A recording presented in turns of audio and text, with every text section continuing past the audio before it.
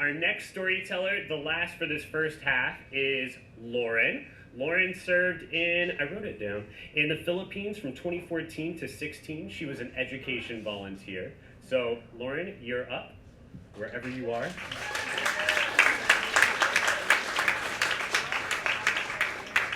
Keep applauding, she's walking. Keep applauding.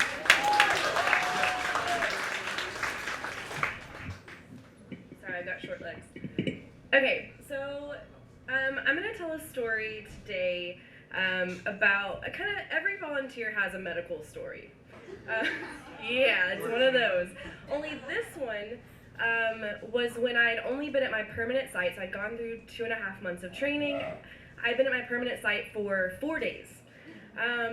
It's really important to mention that during training we learned Tagalog. And then I was informed after learning Tagalog for 2.5 months that I would have to learn a completely different language. And I was sent to my site after only about 4 hours of language training in the new dialect. So, again, it's a medical story, and I was like, usually you'd be like, well, at least I know the language, I know the lay of the land. I didn't. I didn't know how to talk at all in the language. I maybe knew a couple of things. So, whenever you're in a developing country, whenever you travel, everyone knows you start to feel sick.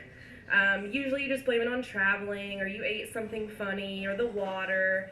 You can't drink the water out of the faucet, but still sometimes water's sketchy. So I thought that I just wasn't feeling well from traveling. So I get to my new site. Like he said, I'm an education volunteer, so my teachers are showing me around, my host family is showing me around. I haven't had a lot of time to rest, so when I got there on a Friday, and when Monday rolled around, I went to half day. I was just observing some teachers, getting my feet wet.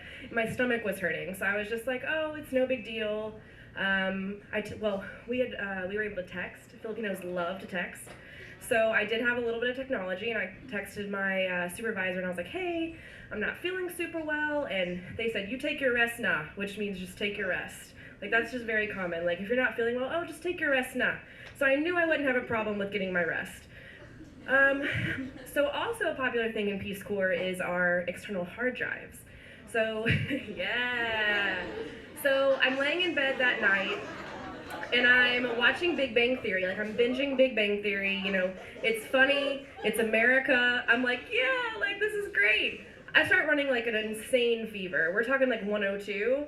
And so PCMO, or our Peace Corps doctors, are always on call. So, I'm still a new volunteer. So, a year down the road, I would have just been like, I'm fine. I wouldn't have said anything. But I texted our Peace Corps doctors, like, I'm running a fever. I've taken medicine in the medical kit. Like, nothing's working. And they're like, well, take another one. So I did. A couple hours later, about midnight, I'm still running an awful fever. It should be noted, this is a tropical country. It is always hot. I'm freezing, okay? So I have my fan on, but I'm still like freezing cold, so I call again, and he's like, you're fine, nothing's wrong, just take another pill. Take another pill. I finally am able to break the fever for a little while, and I did text my host mom, because I've only lived with these people for 4 days, and I'm just the random white girl upstairs. And so I text them in the middle of the night, and I'm like, I'm running a fever. She wants our house help to like sleep on my floor, and I'm like, no, I'm good. I'm not that sick. So around 9 o'clock, they bring me breakfast. I'm good. Well, okay, I get sick again. I'm still really sick. So by then, my host mom, coming in clutch, she's like, I'm gonna take you to the quack doctor. And I was like, the what? And she's like, there's this doctor, and it's right down the road. It's closer than the medical clinic, and she can tell you what's wrong with you. And I was like, nah, I think I'm okay. I used the classic, like, Peace Corps won't let me.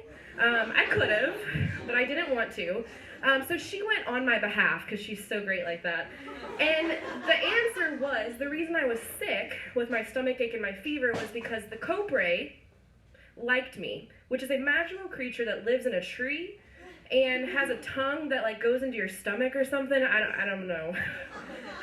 So she went on my behalf, and they like chanted some things, got some ginger. She's like, you'll be okay now. And I'm like, okay.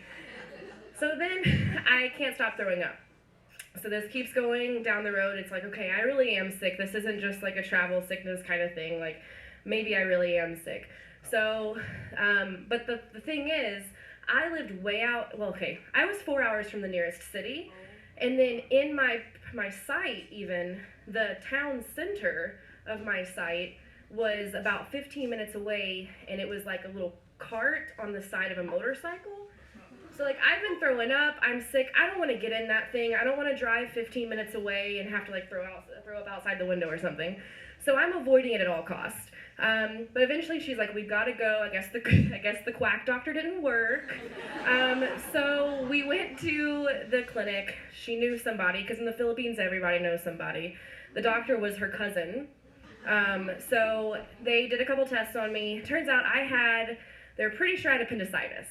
So again, 4 days at permanent site, I have appendicitis, and like I said, I'm 4 hours from the nearest city, which meant I was 4 hours from the nearest Peace Corps approved hospital.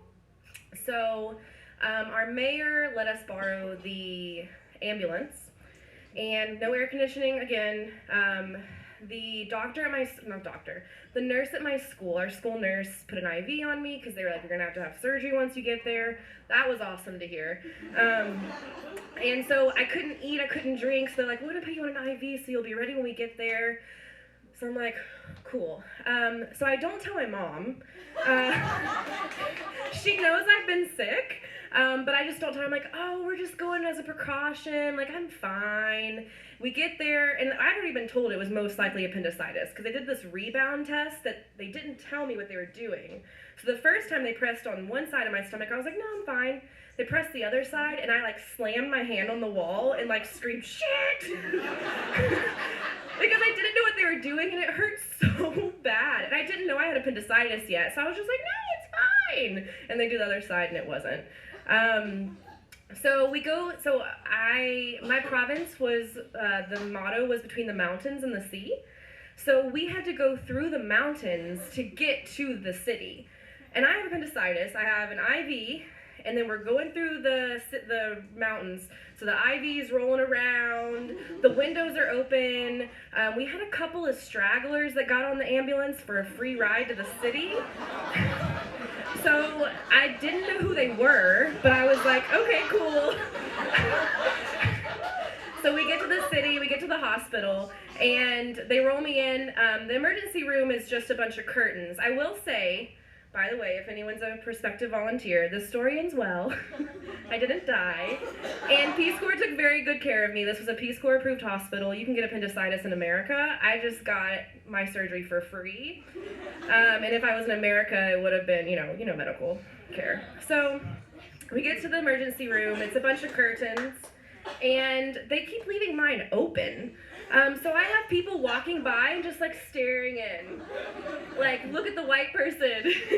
And so I like keep asking them to close it, and they keep not closing it. So that was kind of awful. So eventually I did tell my mom, but then she was like, oh, you're totally okay. Like, I've had appendicitis. It's a quick surgery, like quick rebound. She thought I was getting a laparoscopic surgery. I didn't. Like, a lot of volunteers get tattoos. I have like a scar about this big on my stomach, and that's my Peace Corps tattoo. So I get this surgery done. Well, first of all, so I get all these tests done. It's a learning hospital. So I had about 5 more people pressing my stomach. And so I got to this point, and okay, by the way, it's like midnight by now, because we had to go in the middle of the night. So I'm like delirious at this point. I haven't slept, I'm sick. By like the 4th or 5th person, I started laughing before they pressed my stomach, because I knew it was about to happen. I was just like, ah! So they eventually were like, yeah, you have to have surgery. I call my mom crying, and so she's like, oh, it's fine. Later on, whenever she was like, send a picture of it. So I sent her a picture, and I didn't find out till a year later when I came home for Christmas that she was so upset because she thought it was gonna be laparoscopic, and she was so upset that she told me, oh, it's no big deal, and they like sliced my stomach open. One cool thing, though, I will say, it's a Catholic country, so once I was wheeled back for surgery, so they were putting me under, and I'm crying. I'm this random white girl, and they're like, I don't know what to do with her. She's crying, like, they're there.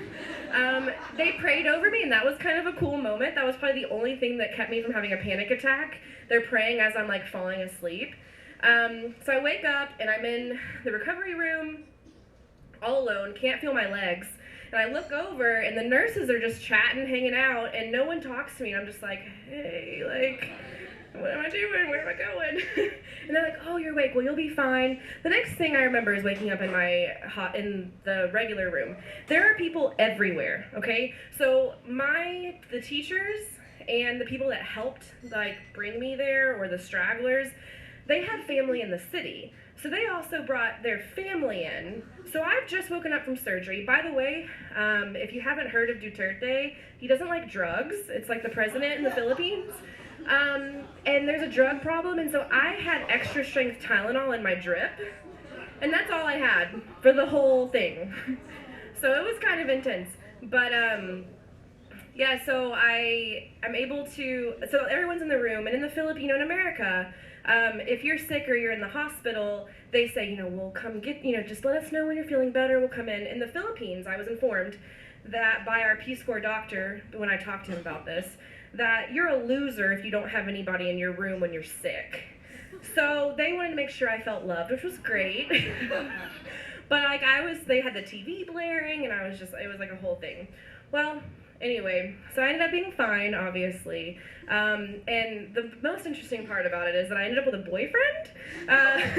The doctor on our floor, the resident, was really cool, and so once he told me he met me like on my first day. I remember like the third day. But yeah, so I lost an appendix, but I ended up with a boyfriend. So that's my story.